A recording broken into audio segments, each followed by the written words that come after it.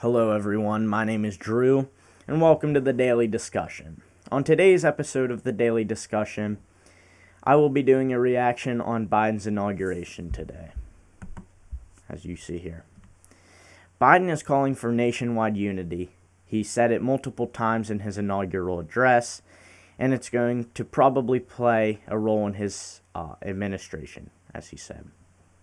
But my question is, the same person who's calling for unity tonight is probably, now that he's president, going to sign multiple executive orders to repeal, replace, and get rid of everything that Donald Trump has achieved the last 4 years.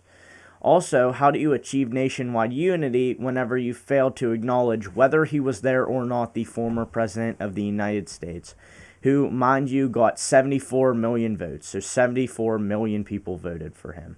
So he's not going away. As well as for someone who I would say is so popular and is going to change America, there was no one crowded. I get DC was shut down, but there was no one crowded to try and get into his inauguration. And they had multiple National Guard troops in DC. And for someone who had 80 million votes, maybe not in DC, but other cities, they should at least be doing celebrations or parades in other cities such as New York, Washington, and I get there's COVID-19, but after Election Day, everyone or some people came out in support of Joe Biden with masks, so there's no reason they can't do that. And you know why I'm telling you this?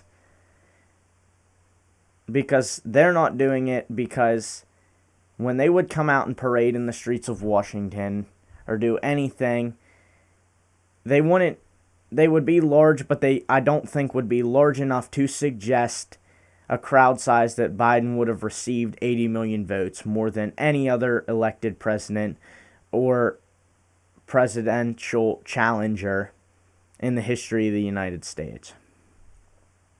And the whole way down the National Mall, they closed it and put flags. I could say instead of putting those flags there, they could have put chairs 6 feet apart the whole way down the National Mall. So at least people could have came and sat there.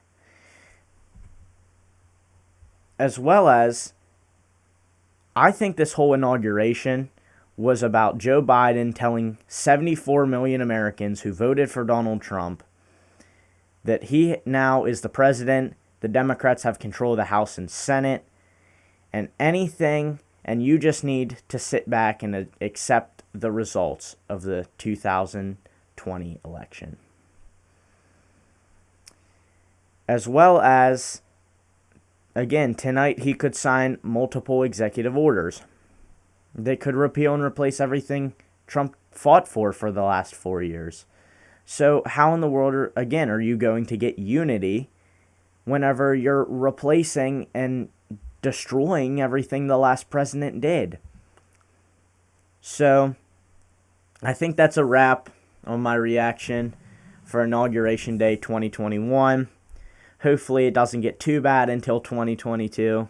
Hopefully Republicans as well can get their act together, win back maybe the Senate and the House, gain some seats, so we could at least limit what Biden could do from 2022 to 2024 if he decides to run again in 2024.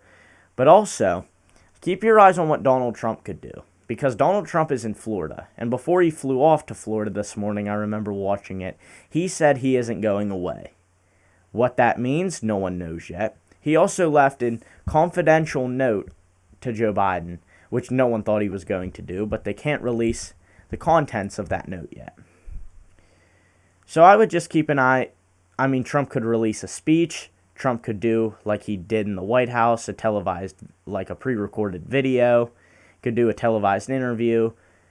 Whatever, like moving forward. I'm just saying, watch Florida, because something could be coming out. So I would just like to thank everybody for their support so far to my channel, The Daily Discussion, where we talk about big political topics, sometimes not daily, but when there's something happens, I'll be on here either reacting to it or giving my opinion about it. So all I ask is that you continue to like and subscribe my videos The support means a lot, and God bless America.